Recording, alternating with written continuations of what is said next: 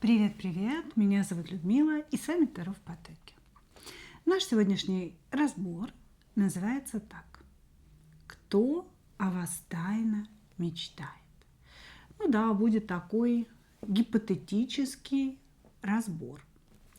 Ну, гипотетический, но тем не менее. Да, информацию будем читать только самую, что ни на есть, реальную, настоящую. Потому что из потока ничего такого фантазийного не вытащишь. Итак, у нас 3 позиции. И загадывать нужно себя. Потому что не знаете вы, кто о вас тайно мечтает. Вы можете лишь предполагать, да, или надеяться на то, что мечтает какой-то определенный человек.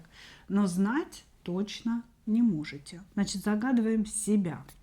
Сигнифицирую вас, да, в каких энергиях находитесь, что вы за человек.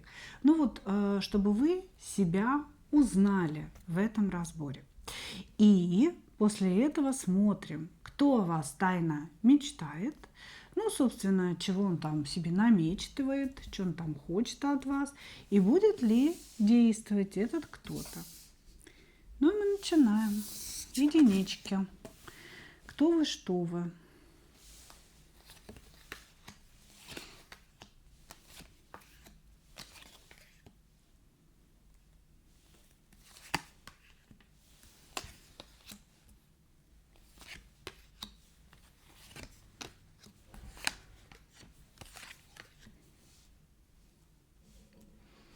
Так, здесь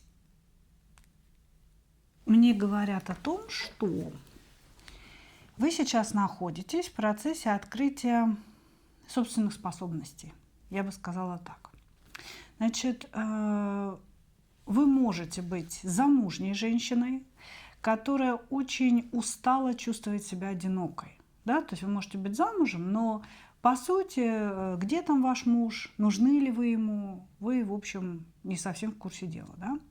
Вот. И от вот этого одиночества, от ощущения брошенности, незащищенности, может быть, вы какой-то роман на стороне завели, может быть, вы просто стали заниматься эзотерикой, просто очень часто, да, в эзотерику, в магию людей приводят через какие-то такие, знаете, неудачные любовные истории. Когда женщина страдает, впадает в менталку, начинает задумываться, а что это со мной происходит, да, и, как говорится, понеслась. Вот, здесь показывается некая ваша сегодняшняя ситуация, когда вы из одиночества души, из одиночества и собственной незащищенности, да, пытаетесь выйти, оперевшись на свои способности. Может быть, кстати, вы не замужем, да, но у вас есть дети, вы можете быть мамой-одиночкой, да, то есть мамой, которая детей своих тащит на себе. И мечтаете о любви, и мечтаете о вот этом чувстве, что кто-то стоит за вашей спиной, да, есть какая-то опора. Но не получается эту опору создать, найти. Вот приходится вытаскивать из себя знания, способности и опираться только на себя. Сейчас идет очень сложный трансформационный процесс вас самой. И вы это чувствуете. Вы чувствуете, что какие-то устоявшиеся, понятные аспекты вашей жизни рушатся. Чаще, я скажу так, что вот по вашей позиции, да, 90% вас, да, тех, кто выбрал единичку, это будет работа. То есть у 90% рушится работа. Или вас недавно уволили, может быть, вы находитесь в поиске работы, или вы хотите уволиться, или вас хотят уволить, и вы сейчас вот в глубинных таких трансформациях, что же мне делать? То есть здесь идут какие-то проблемы, связанные с работой, с тем, что и та работа, которая у вас есть, не особенно вас устраивает, значит, какие-то скандалы, какие-то выяснения присутствуют на этой работе. И вот эта вот вся трансформация, да, вас как души идет через работу, через детей, через взаимоотношения с противоположным полом. Сейчас вы в какой-то такой мощной мясорубке находитесь. Вам и страшно, вы и чувствуете, что не управляете ситуацией, и в то же время у вас есть какая-то убежденность, что вот высшие силы вас не оставят точно. Понимаете, да? То есть, безусловно, жрица у вас открыта, способности открыты, вы их чувствуете, вы их понимаете. Может быть, вы взяли в руки карты, да, начали их изучать. Может быть, какие-то энергетические практики, может быть, вы начали считывать людей. То есть у вас открываются эти способности, и по тузу жезлов здесь все-таки они достаточно яркие. Это не то, что вы там где-то что-то чувствуете, что я чувствую, не пойму, да, блуждаю в темноте. Вот. Здесь все-таки ощущение того, что вы или практикуете уже, или где-то учитесь, но вы себя развиваете, и вам нравится себя развивать. Просто вот все то, что сопутствует этому развитию, да, и открытию ваших способностей вашей жрицы, это сложные, где-то даже тяжелые процессы для вас. Вы сейчас в неком переходном периоде находитесь. Хорошо. Давайте посмотрим, кто он, да, тот самый, кто тайно наблюдает за вами.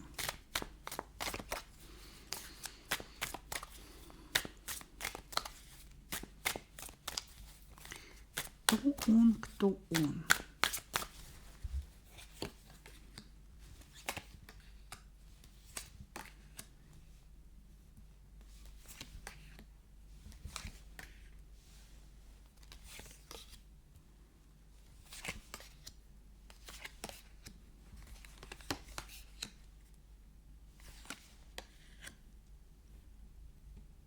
Есть такой, для начала скажу, да, что есть такой человек.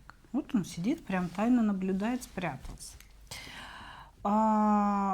Очень интересно здесь все показано. Значит, если вдруг в вашей жизни появился новый мужчина, вчера написал, сегодня написал, неделю назад вы познакомились, может быть, не написал, подошел. Или какой-то коллега на работе неожиданно принес вам чашку кофе, подошел поговорить там в курилке, понимаете? Недавно проявился к вам какой-то мужчина. Вы почувствовали от него заинтересованность от этого мужчины. У кого-то это будет прям активное проявление, приглашение куда-то, признание в том, что вы нравитесь и так далее. Так вот, это именно тот человек, которого нам показывают. То есть нам показывают не сидящего в кустах мужчину, а человека, который недавно или появился, или наконец-то проявился в вашу сторону. Именно этот мужчина тайно мечтает о вас. Вы его знаете и знаете прекрасно. Вам стоит только лишь задуматься, кто недавно как-то в вашу сторону, значит, реверансы оттанцовывал. Вот. Значит, этот мужчина кажется вам, таким, знаете, закрытым, не очень понятным. Вы боитесь, что этот человек нацелен только на сексуальные отношения, потому что его проявление было, каким-то явно сексуальным, да, может быть, за руку взял, может быть, намекнул, может быть, прям в открытую предложил сексуальные отношения. Почему-то вы считаете его несерьезным. Вы считаете, что вот как-то поиграется он мною, да и бросит. Ничего он не хочет вкладывать, он хочет просто напиться моего прекрасного женского тела. Вот. Значит, и гложет вас какие-то сомнения, вступать ли с ним в отношения или не вступать. Или же этот мужчина не совсем явно себя проявил. Да? То есть побеседовали, может быть, просто как друзья. И вы думаете, возможно, да, не придумала ли я себе вот эту всю историю. Может быть, как бы мне просто это все показалось. Вот. Соответственно, ваш тайный поклонник, тот, кто тайно мечтает о вас, да, реальный совершенно человек, которого вы прекрасно знаете, потому что совсем недавно было проявление с его стороны в вашу сторону. Что он хочет от вас? Дьявола? Ну а что он еще хочет-то, слушайте? Аля-улю. Здесь дьявола он хочет. Он хочет, понятно, женатый товарищ ваш. Товарищ женатый, потому что здесь присутствует треугольник. Или он женатый, или у него просто есть другая женщина. Вот. Значит, здесь мужчина на самом деле достаточно давно на вас зациклен. Он очень много приглядывался к вам, очень много мечтал о вас и много раз себя сдерживал. Мужчина считает, что вы стали его одержимостью. То есть здесь уже такая давнишняя приглядка, я бы сказала, к вам. Вот. И вот, наконец-то, как говорится, он решился. Значит, присутствует треугольник, и этот треугольник не дает вам вступить в какие-то серьезные, настоящие, открытые отношения. Значит, именно поэтому хочет он связи по дьяволу. Он хочет отношений, любви, но скрытых от человеческих глаз, да, ярких, эмоциональных, притяжения, огня, чтобы вы наполняли друг друга. Вот всего этого он, конечно же, от вас хотел бы. Ну ладно, давайте посмотрим, будет ли он действовать.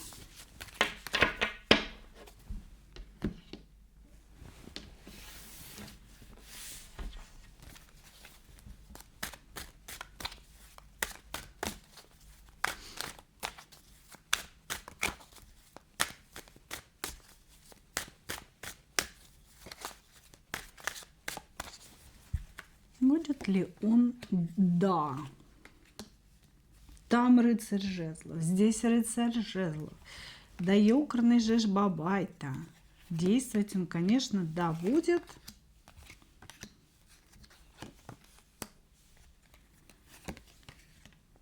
Это, знаете, еще одна интересная игра в вашей жизни.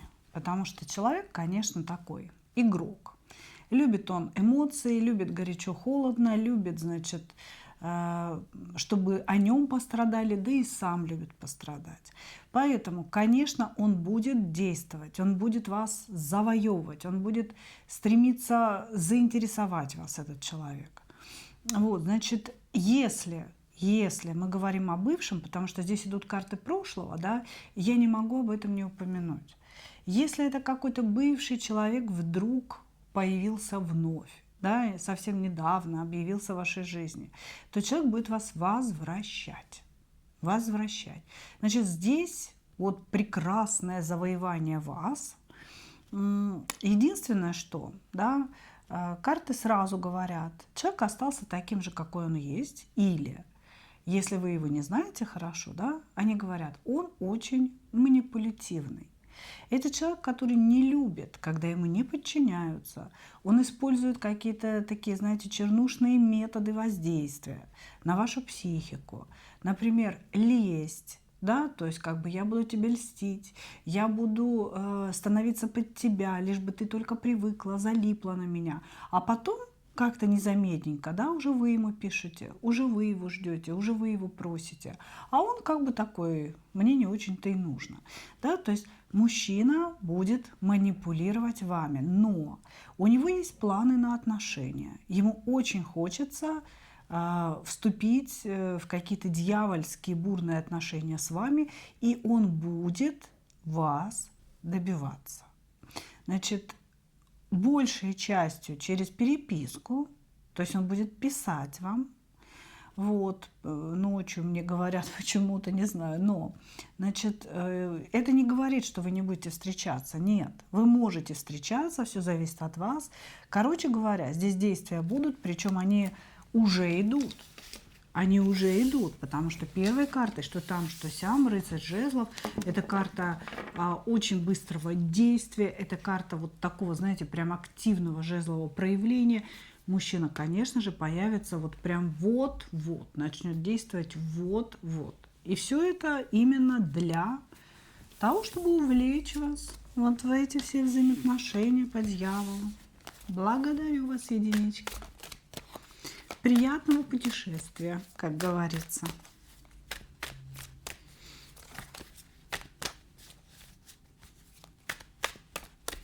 Двоечки.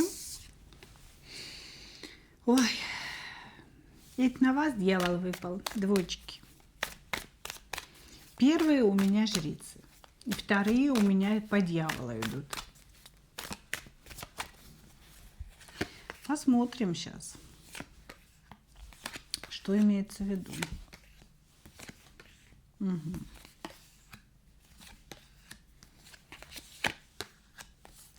Кто-то здесь заблокировал своего бывшего мужа, который делает какие-то попытки к возвращению отношений. Значит, ну, в любом, или чего-то чужого мужа заблокировали. Значит, в любом случае, сейчас вы пребываете в энергиях возвращения к себе самой. Значит, если вы недавно развелись, или вообще в принципе вот у вас есть муж, да, бывший, который никак не уйдет, да, все время ломится обратно к вам, вы пытаетесь восстановить свое психологическое состояние. Может быть, недавно был какой-то очередное проникновение в вашу жизнь, да, попытка возвращения, и вот он опять как бы отрезан вами, заблокирован. Вы понимаете, что в этом есть обман, вы не хотите находиться в самообмане, вы пытаетесь сейчас восстановить себя. То есть вот буквально там, может, медитациями, может быть, как раз таро-раскладами, да, потому что очень многие приходят на таро для терапии себя, для того, чтобы себя излечить, исцелить. Вот, значит, вы пытаетесь восстановить свою психическую энергию. Вот, значит, также это может быть и не муж, да, это может быть не муж, это может быть какой-то человек со стороны, который женат, судя по всему. И вот он пытается как-то вас, вы знаете, вогнать вот в этого дьявола, перевернуть что-то внутри вас. Вы его могли заблокировать и вернуться к своему мужу, вернуться в свою семью. Значит, вы сейчас находитесь вот в этих энергиях восстановления своей психической энергии. Вы понимаете, что от этого, от вашего состояния зависит очень многое. Потому что как только вы раскисаете, вы начинаете нервничать, вас поглощает стресс, у вас все рушится. Работа, деньги, отношения с детьми, с родителями. То есть у вас рушится все, у вас все разрушается. Как только вы чего-то там начинаете плакать, страдать, мечтать о каких-то мужчинах и так далее. Вам нужно держать себя в руках. Вы очень четко для себя это поняли. Да, когда вы в ровном состоянии держите себя в руках, вот все идет как по маслу, все идет хорошо. Вот, значит, у вас есть какой-то талант. Вы можете быть художником, музыкантом, писателем. У вас есть такой, знаете, талант, который проявлен в этот мир. Может быть, вы даже работаете преподавателем музыки, например, или где-то выступаете. Да? То есть вот ваш талант, он не зарыт и не закрыт где-то в столе, да, как какие-то рукописи, вот, а именно проявлен в мир. Может быть, не в том объеме, в котором он у вас есть, но он проявлен в мир. Вы человек или творческой специальности, или если у вас специальность не творческая, да, вы все равно как хобби показываете миру свой талант. Хорошо. Если узнали себя, двигаемся дальше. Смотрим, кто же он, кто же он. Ленинградский почтальон.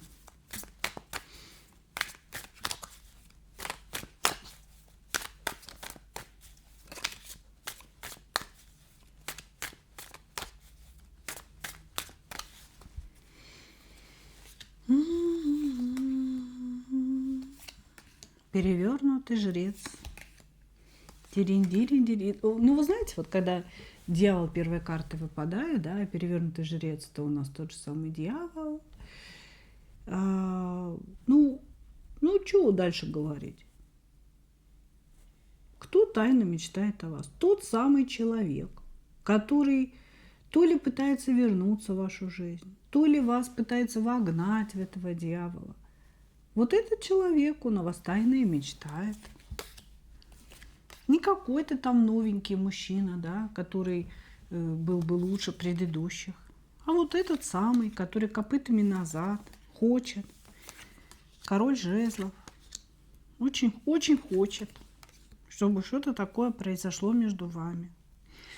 Вот, значит, что я вам скажу?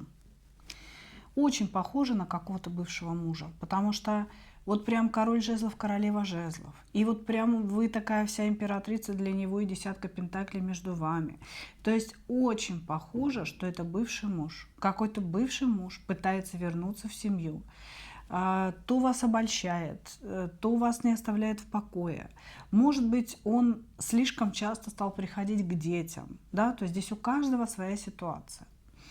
Если мы говорим не о муже, да, а о любовнике, о дополнительном мужчине, то он считает, что вот вы пара друг другу. Все, понимаете? То есть у него есть такая убежденность. А вас тайно мечтает тот самый человек, с которым вы находитесь в этой связи по дьяволу. Как бы она ни выглядела, муж не муж, любовник не любовник, это связь по дьяволу, которая не отпускает каждого из вас. Вы постоянно находитесь на этой, знаете, в этой взаимосвязи, на линии передач. Вы не можете друг без друга. Вы думаете о том, что могло бы быть. Вы представляете себе, вы фантазируете себе, вы знаете, о ком я говорю. Да, это тот самый человек, он. Но этот мужчина, да, он делает вид, что вы ему не нужны. Или как-то не особенно нужны. Или если это бывший муж, я просто к детям пришел. Или я просто послал тебе денег, потому что, ну, там, купи себе что-нибудь, ты совсем там как-то поизносилась, да. То есть он может вести себя совершенно по-разному, но в его поведении есть одно. Вы ему не особенно нужны. Нет, ну, если ты хочешь, я приеду. Нет, ну, как бы, если тебе нужно, мы переспим. Но не более, мне не нужно, говорит он. Понимаете, да? Но это именно он о вас мечтает и тайно хотел бы, да, все это дело вернуть. Значит, он хочет помириться, он хочет вернуться в отношения, он хочет, чтобы что-то такое началось важное между вами, потому что он считает, что вы его колесо фортуны, вы его счастье, вы его удача. Здесь мужчина свято верит в то, что когда вас нет рядом, да, все, вот все двери у него закрыты, жизнь закончилась. Вот. Значит, жезловый король, активный, яркий, возможно, очень часто передвигается, не сдержанный на язык. То есть такой человек, знаете, с которым вы начинаете что-то выяснять, да, и вот он распаляется моментально, может вам наговорить каких-то гадостей, после этого умолять, просить, прости меня, засранца. Понимаете? Очень быстро распаляется и как будто бы не контролирует то, что вот он говорит. Потом сожалеет об этом, конечно же. У вас вообще есть ощущение такое, что внутри него сидит демон. Потому что вот он иногда себя ведет вот прям из ряда вон плохо. Вы не можете понять этого мужчину, потому что он то весь к вам, к вашим ногам, то начинает, может, вас обижать, понимаете, то начинает говорить, что вы ему не нужны, у него там миллион женщин стоят, все просят и ждут. Ну, то есть вот какое-то странное неадекватное поведение. Что хочет наш дьявол во платье? Дьявола хочет. Здесь перевернутый жрец, здесь перевернутый дьявол. Он хочет возобновить ваши отношения, которые его питают.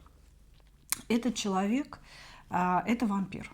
Я вам сразу хочу сказать. То есть во-первых, с ним никогда не будет никакой любви. Вот если вы мечтаете о любви, это не про него. Он в дьявольских энергиях. Может быть, он и одержим каким-то демоном, потому что здесь такое количество дьявола, да, что я давненько такого не видала. Вот. Значит, он про секс, он про сексуальные отношения, он про тела, он про созависимость. Он буквально пожирает женскую энергию, когда находится с женщиной в отношениях. Ему не хватает этой энергии, он будет выжирать вас изнутри, этот человек. Здесь просто вот по-другому я не скажу. Он хочет помириться, он хочет прийти назад в ваши отношения, но лишь для того, чтобы в вас внутри разгорелся дьявольский огонь. Зависимость от него, желание в его сторону, и он вот этими вашими чувствами будет питаться. Будет ли вам рядом с ним комфортно? Нифига подобного. Никакого комфорта. Это постоянная буря, эмоции, ссоры, примирение, секс, адреналин везде и во всем. Ну, лишь бы у вас здоровья просто на это все хватило, да, собственно говоря. Ну вот, ну, Луна, дьявол, здесь вообще, знаете, как бы если бы мы делали какую-то диагностику, я бы сказала, что мужчина здесь вообще находится под каким-то магическим воздействием, или же в нем присутствует определенный подселенец такого, знаете, высшего звена, демонический, которому нужна вот эта энергия, понимаете, которому нужно через секс подпитываться, через какие-то ссоры вот такие яркие, да, тоже питаться энергией, ну вот прям какое-то странное ощущение, да. Благодарю вас, двоечки, поздравляю, будет сложно. Двигаемся дальше. А то, может, вы заскучали, да. Заскучали, думаете, что-то как-то вообще живу, как будто бы в дне сурка.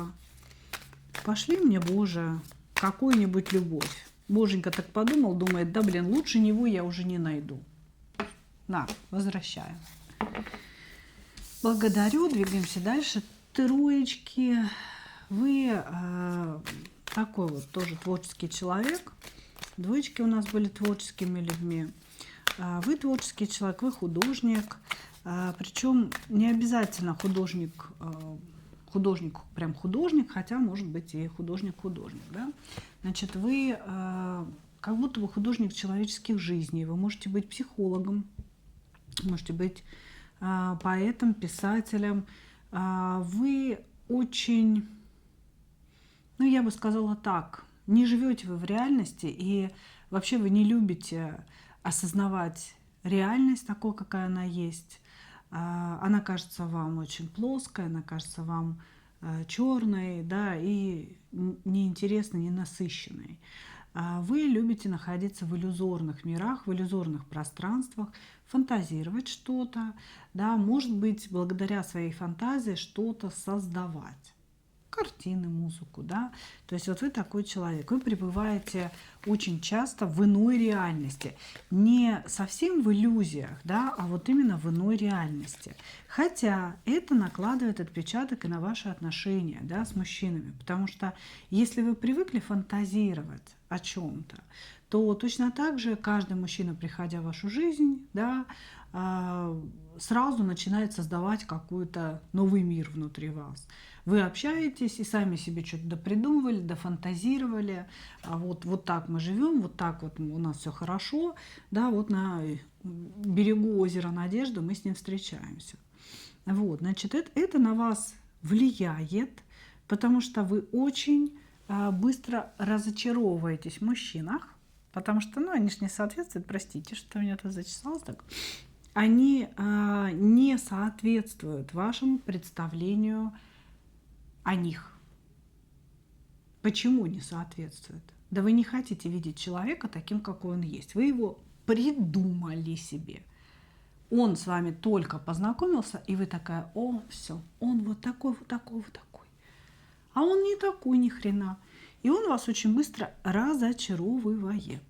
Вот, значит, Несмотря на то, что вы такая вся творческая, воздушная, иллюзорная, вы можете быть мечевой королевой. В каком случае? Когда вы видите нечестность в отношении себя. Причем мечевая королева не только про мужчин, да, это про любые взаимоотношения. На работе, в коллективе, с родственниками, да, с родными. Если вы чувствуете, что вас используют, вас продавливают на принятие какого-то решения, вы сразу херачите этого человека. То есть вы от себя отрезаете, и все. Вот как бы вам не было плохо, как бы вы не чувствовали себя, ну, какой-то, знаете, такой вот там, где-то, может быть, виноватой, где-то, может быть, слишком резкой, вы обратно человека приближать не будете. Вы выходите в ипостась мечевой королевы. Люди, которые видели изначально вот эту вашу фантазийную сторону, да, она ж такая добрая, она такая вся нереальная, да, она всем вот так всегда помогала, как она могла со мной так поступить, да. Люди очень сильно удивляются, что вы как будто бы изменились, да, что с тобой произошло, почему ты стала такой жесткой. Ну почему? Ну потому что когда люди видят вашу семерку кубков, они хотят вам сразу чего, на шейку залезть, да, ножки свесить. Она такая вся волшебная, такая вся фантазийная. Немножечко сейчас кружки ее попью, или денежек, или 1, 2, 3 раза попрошу ее что-то сделать, она всегда же мне поможет, понимаете? Вот, а потом для людей становится, ну, таким вот, знаете, неприятной пощечиной, я бы сказала, ваше поведение, да, что, а что это она вдруг? Почему она мне отказала? Да, всегда соглашалась в 4 часа утра встать и отвезти меня в аэропорт на своей машине бесплатно. Как бы, а в какой-то момент вдруг сказала нет, удалила меня из контактов и везде заблокировала. Что за фигня? Понимаете? Ну вот такая вы. И мы смотрим возможного принца. На белом коне, обязательно в яблоках. Кто тайно мечтает о вас?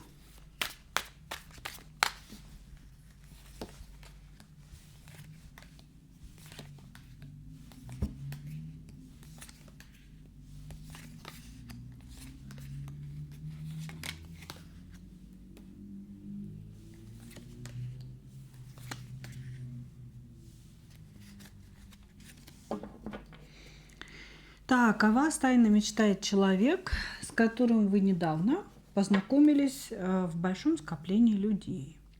Это был или клуб, или праздник, или какая-то ярмарка, или какое-то, не знаю, там общественное празднование чего-то. Вот вы с каким-то мужчиной познакомились. И, может быть, не особо познакомились, может быть, вас видел в какой-то общей компании. То есть, может быть, вы находились в компании с этим человеком. И вы запали человеку в голову. Запало какое-то ваше поведение. Может быть, вы танцевали. Может быть, вы говорили о каких-то духовных вещах. Да, его зацепило то, о чем вы говорили. Вот. Может быть, вы говорили об искусстве, а ему тоже интересна эта тема. Значит, где-то в большом скоплении народа, ну, может, не очень большом, да, в скоплении народа, вы с этим человеком или познакомились, или он там вас видел. Может быть, косвенно познакомились. И настолько вы запали этому мужчине, ему с вами было рядом очень комфортно, вы вызвали у него сексуальное желание. Ну, вообще все желания как бы вызвали, понимаете, и сексуальное желание, и интерес какой-то вызвали. Здесь вот прям действительно мужчина на вас как будто бы положил глаз. И начал тайно о вас мечтать. Вот, значит, но здесь существуют какие-то препятствия очень серьезные. Скорее всего, это брак этого мужчины или какое-то его заболевание, которое он не хочет навязывать другим людям. Может быть, человек инвалид, может быть, у него там, ну, знаете, какая-то такая аутоиммуночка пожизненная. И вот эта проблема или брак, да, является препятствием к его проявлению в вашу сторону. То есть он как будто бы боится проявляться, он залип, он начал мечтать, начал фантазировать, но проявиться, сказать вам о том, что вы очень сильно понравились, он не может, потому что есть вот эта проблема. Ну, то есть как бы не будет никакого продолжения. Зачем же здесь бисер-то метать? Понимаете? Вот об этом разговор. Хорошо. Давайте посмотрим. Но он, знаете, как интересно, он считает вас немножечко такой не от мира сего, такой странной женщиной. Не сумасшедшей, а именно такой. Она такая странная, она такая необычная, она так не похожа на всех остальных. Мне очень интересно. Ему очень понравилась ваша энергетика, ему очень понравилось вот что-то такое, чего нет во всех остальных. И именно это его привлекло. Что он хочет?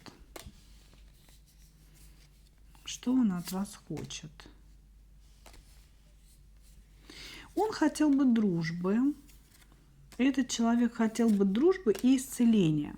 Значит, ему очень нужно какое-то исцеление. Опять же, да, может быть речь о некой болезни, а может быть это душевное исцеление, да, может быть человек пережил измену, предательство какое-то. То есть ему требуется исцеление вообще в принципе. Не совсем от вас, да, вообще вот в целом. Он ищет исцеление, этот человек. И пока на сегодня, да, он очень хотел бы, чтобы между вами образовались дружеские, теплые отношения, в которых он всегда может написать или позвонить вам о каких-то своих проблемах, рассказать, а вы бы его немножечко поддержали. Да? Я не скажу, что это какой-то кровопийца, да, который бы вот прям только брать, брать и брать. Но на сегодня он вас рассматривает как друга, как жилетку, да, в которую можно поплакать, женщину, которая даст совет какой-то. И, конечно, у него есть вот это притяжение в вашу сторону, такое, знаете, непонятное. Вроде она меня интересует как женщина, я бы хотел проявиться к ней как мужчина, но так много невозможностей, так много препятствий, стоит ли мне это делать, или просто какая-то дружба может между нами возникнет. Понимаете, то есть вот как-то так он здесь мыслит. Хорошо. Ну давайте, проявится, не проявится, какие проявления вам ждать.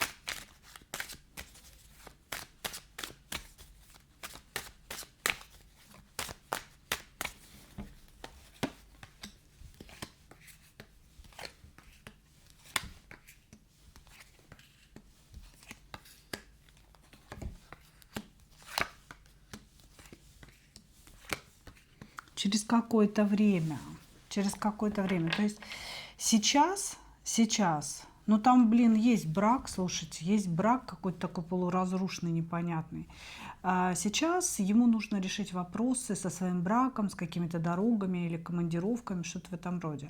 Вот, у него идет такая перемена в жизни, серьезная, которая может разрушить все то, что было сложено до этого момента жизни, да, и он может начать новый какой-то этап. Ему не особо хочется его начинать, ему не хочется принимать каких-то решений, ни с кем бороться. То есть здесь у человека много личных вопросов, проблем, которые нужно решить. Понимаете? Вот. И, может быть, поэтому ему нужен друг сейчас, который его выслушает, который даст совет. И вот он как-то в эту сторону топит немножечко, да. Вот. Но на сегодня проявлений прям мужских в вашу сторону я не вижу. Он будет заниматься своими делами, своей жизнью, решением каких-то вопросов, но пройдет 2 луны. 2 луны. Это значит 2 месяца, это значит 2 полнолуния. пройдет, и будет проявление этого мужчины. Проявление очень такое, знаете, приятное. Он будет пытаться вам понравиться. Оно будет дружеское. Это не будет сексуальный такой напряг, да, как бы давай быстренько с тобой что-нибудь сообразим. Вот, значит, это будет дружеское проявление, может быть, приглашение куда-то. Это будут разговоры, в которых вы, возможно, тоже почувствуете родственность какую-то. Понимаете, когда с человеком легко, когда с человеком все понятно, вы с ним рядом сидите, вам не хочется уходить, да, но при этом вам не хочется с ним целоваться и в постель ложиться, понимаете? То есть здесь вот грядет какая-то дружба. Безусловно, будет зависеть все от вас и от него, да, он все-таки мужчина. У мужчин, знаете как, вроде как с дружбы все начинается, а потом как бы жезловая система организма дает сбой, излишний накал, и как-то мужчина сразу из друга превращается в любовника.